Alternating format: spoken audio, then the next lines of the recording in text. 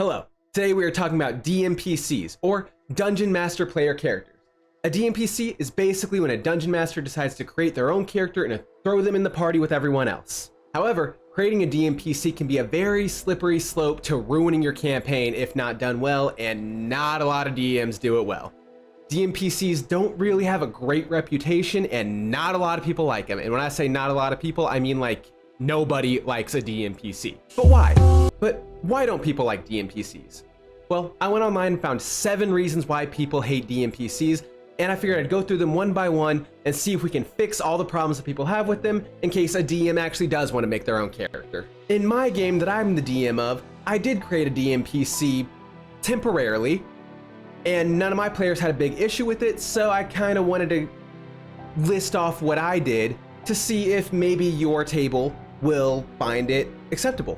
Not every table is the same, so it will vary from table to table. Maybe these tips that I'm about to give you won't work with your friends, but maybe they will. So without further ado, let's get into it. So the first reason why people don't like DMPCs is pretty obvious. It's that the DMPC can be overpowered and steal all the players' kills. Well, what I did when I created my DMPC was I actually sat down and made a character. I sat down with a character sheet, rolled for the stats, made a character that is of the same level as the rest of the player characters, and I made sure that I abided by the same rules that I gave the players.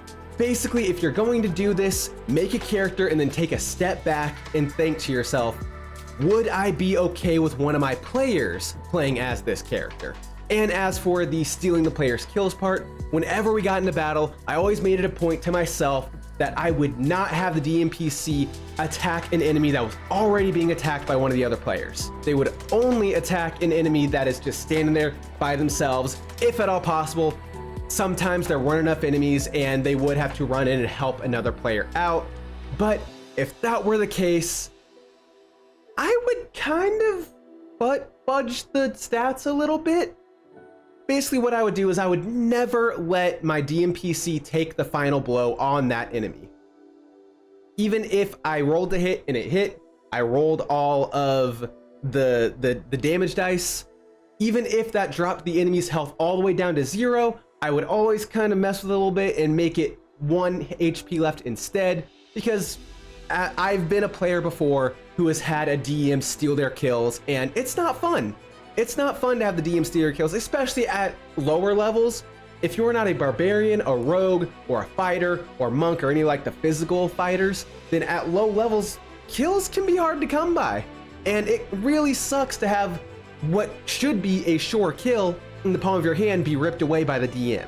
Now, the second reason why people hate DMPCs is that the DMPC will steal all the good loot. Well, the answer to this one is pretty simple. The solution to this problem is very simple. Just don't take all the good fucking loot. Like when I was running the DMPC, I would never have the DMPC loot anything unless it was left by one of the other players. Unless the rest of the party had left something, anything there from the fight, then the DMPC would never go loot anything. Or if the players just totally forgot to loot the bodies in general and they just started walking away, I would have the DMPC start looting, and really that would remind the players to come back and start looting for themselves. Like the players would be like, all right, I'm gonna keep going. And then I'd be like, all right, cool. Well, the DMPC is gonna start picking some loot off these bodies, gonna start taking some gold, taking some weapons, in which case the players would be like, oh, right. And they turn around and start looting as well.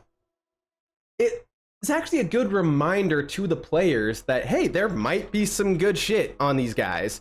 And even if there isn't some good shit on them now, on these specific dead bodies, maybe there'll be something good on some dead bodies in the future. Number 3 is that the DMPC can metagame. And honestly, this is the one problem. Honestly, this is the one problem I think is going to be the hardest to fix for any DM. Because as the DM, you know everything about the world. You know the story, you know the plot, you know every single city in this world, every single continent. The DMPC doesn't. And it can be very difficult to distinguish what you know about the world and what your character knows about the world. It can be very difficult to differentiate those things in the middle of a game, but it's something that you're gonna have to do. Not every DM can do that, but if you want to make a DMPC, it's something that you're gonna have to learn to do. You're gonna have to learn to basically have two separate brains. One brain for yourself, one brain for your character, and make sure you know the difference between the two brains. It's very hard. It's not easy. It's not for everyone, but if you're gonna make a DMPC, then that's something that you're gonna have to do. That's another burden that you're going to have to bear. Make sure you cut out all these silences in between. Now, the third point can kind of go into this fourth point, which is the DMPC can railroad the plot, which is a fair argument. Basically, it can be difficult for the DM to maybe not do this intentionally, but accidentally just kind of shove your players forward and have the DMPC take the lead. But basically what I did to stop myself from accidentally railroading my characters or my players was that I didn't let the DMPC be the leader. My DMPC was never the leader. When they were introduced, I made sure that everyone knew that the DMPC was basically just going to take a step back, let everyone else lead. Essentially, the DMPC in my game was essentially just a helpful hand when needed. For example, if the rest of the players were kind of stumped on where to go, maybe the DMPC could roll a history check or roll an intelligence check, and now, okay, well, they know where the town is that they're supposed to be going. They know the direction of the town of where they're supposed to be going, but they have no idea exactly how to get there. They have no idea of what obstacles will lay in between where they're at and where they're going. They don't know what the town may hold. They just know that the town is that way. But essentially, the DMPC should never be the one to take charge unless they absolutely need to. Otherwise, it is basically just the DM saying, hey, go this way, go, go, go. And no one wants that. No player wants a DM that just keeps forcing them along. They want to progress naturally. All right, as for points 5 and 6, I'm gonna kind of put them in together here because they are almost the same, but just different ever so slightly. Point number 5 is it's boring for players to watch a DMPC roleplay with another NPC. And point number 6 is the DMPC can take the spotlight away from the other players. Now, as for the boringness of the DMPC role-playing with an NPC, that is totally understandable. Trust me, as a DM, nobody at that table wants to watch the DM just play with themselves at the table. Trust me, none of your friends want to watch you play with yourself. So, like I said in the last point, have the DMPC take a step back. Don't let the DMPC be the leader.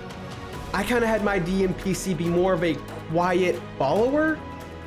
Although they weren't exactly a quiet follower, they was sort of just like, they spoke when they needed to speak, or when there was ever a moment to roleplay with another player character. I never really had my DMPC take charge on a mission. I was always let the other members of the group take charge, and they just kind of followed along and did what they needed to do.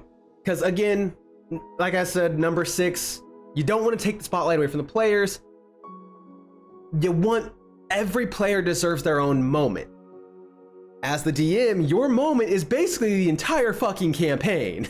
So you do not want to take the moments that the players have for themselves. So just let the players play the damn game. Don't take away a moment that they could use to further their characters just so you can have your own moment. And finally, point number 7, the party doesn't get to choose to keep this character like they would a pet.